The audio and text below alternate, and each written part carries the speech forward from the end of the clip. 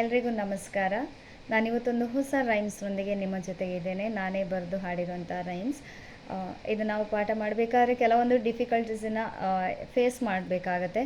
ಆ ಸಂದರ್ಭದಲ್ಲಿ ಮಕ್ಕಳಿಗೆ ಅತಿ ಸುಲಭವಾಗಿ ಏನಾದರೂ ಹೇಳ್ಕೊಡ್ಬೇಕು ಅಂದಾಗ ಕೆಲವೊಂದು ಟ್ರಿಕ್ಕಿ ವೇನ ಹುಡ್ಕೊಳ್ತೇವೆ ನಾವು ಟೀಚರ್ಸ್ಗಳು.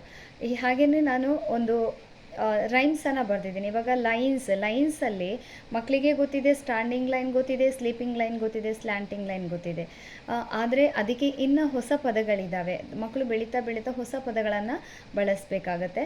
ಆಗ ಆ ಹೊಸ ಪದಗಳನ್ನು ಹೇಗೆ ಅವರಿಗೆ ಮಂದಟ್ಟು ಮಾಡೋದು ಅನ್ನೋದನ್ನು ಈ ಒಂದು ರೈಮ್ಸ್ನ ಮೂಲಕ ನಾವು ತಿಳಿಸ್ಕೊಡ್ಬೋದು.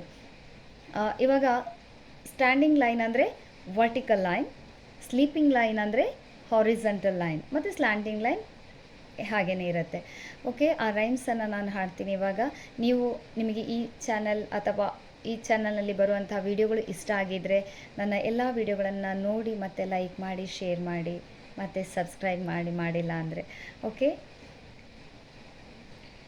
I want to sleep horizontal line, I want to sleep horizontal line, I want to stand vertical line, I want to stand vertical line, I want to show sun, I want to show moon, I want to show sun, I want to show moon, slanting line, slanting line, slanting line.